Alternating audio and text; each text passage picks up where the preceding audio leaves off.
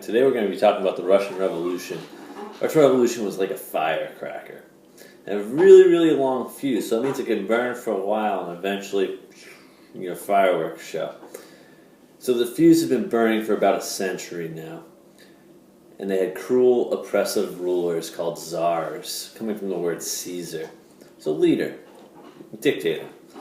And there's a lot of social unrest for decades. So army officials are eventually going to revolt. There's going to be a lot of secret revolutionary groups as time passes. So people want to change, and they're angry that change wasn't happening fast enough. So they actually assassinated a guy that was on their side, Alexander II. He was making reforms, but they were too slow. And that showed that Russia was ready for a revolution. They couldn't even accept a leader that was working somewhat for them. So the next ruler is Alexander III, Alexander II's son. So an inference I'm making here is if Alexander II got killed and his son takes over, well, why would his son continue reforms?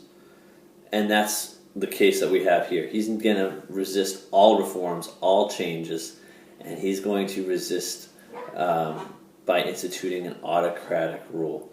He's going to suppress all political opposition and dissent. Now, he's going to have censors in the schools, police in the schools. So in your life, be much different if you live in this time period. Censorship is going to restrict what you can say, what you can read, what you can write, what you can publish, what type of plays there could be, what could be on the radio, it would be what's on TV. Now, in this case, they didn't have that type of technology, but it would censor everything that would be published. And any non-Russian would also be treated harshly as well, especially the Jewish people.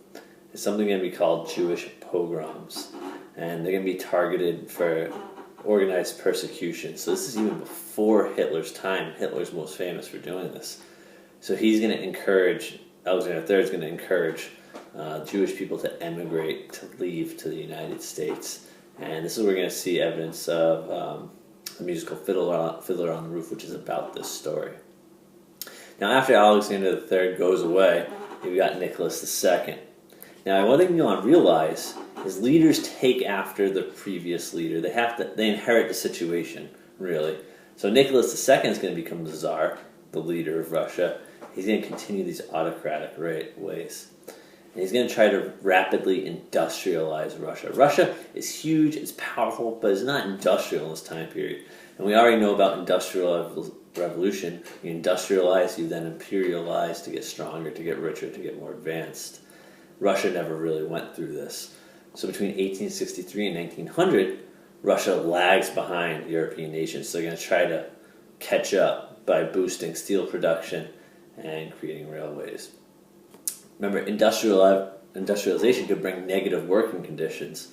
So this is going to make the working class very unhappy again. They're already unhappy with Alexander III, but now they've got these harsh working conditions, low wages. So they're going to create a group called the proletariat, which follows after communist ideas of rising together and working for the common good of the people. And the name of this proletariat are the Bolsheviks, led by Vladimir Lenin. He's an excellent leader, he's inspiring, he's an organizer, and he's going to favor a revolution. People are going to follow him.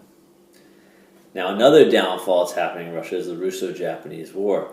They're going to fight the Japanese, and they're going to be defeated by the Japanese. Remember the size of countries, too.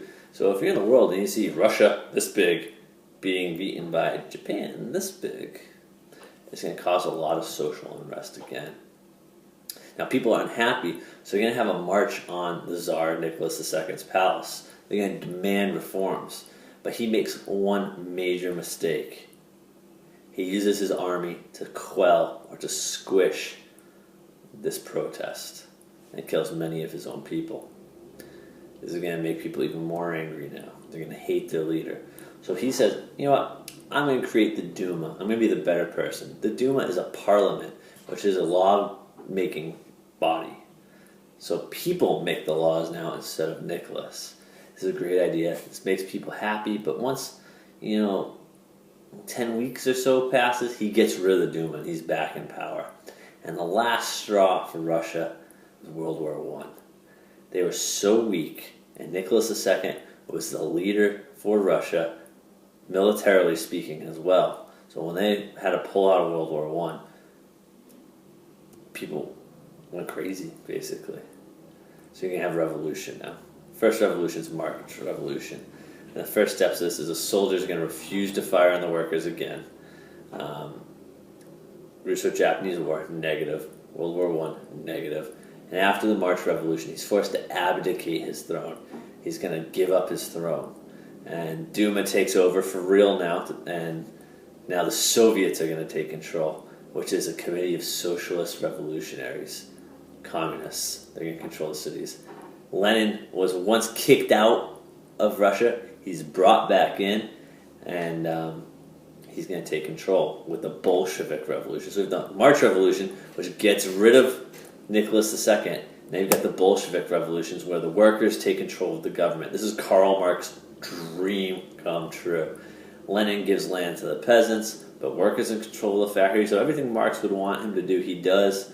And now we're going to have civil war between the Red Army, the communist color, Lenin's people, the Bolsheviks, versus the White Army, the people that don't want change. People are probably pretty happy with their situations before the revolutions. And this is a 3-year war. There's 14 million people dead. Now, after Lenin dies, Joseph Stalin's going to come and take control of the Soviet Union. Things are going to change greatly here. And we'll see this in future classes. I hope you guys have a great day. I hope you enjoy this video. Hopefully it helps. Leave me comments below, suggestions, questions, and I'll try to get back to you.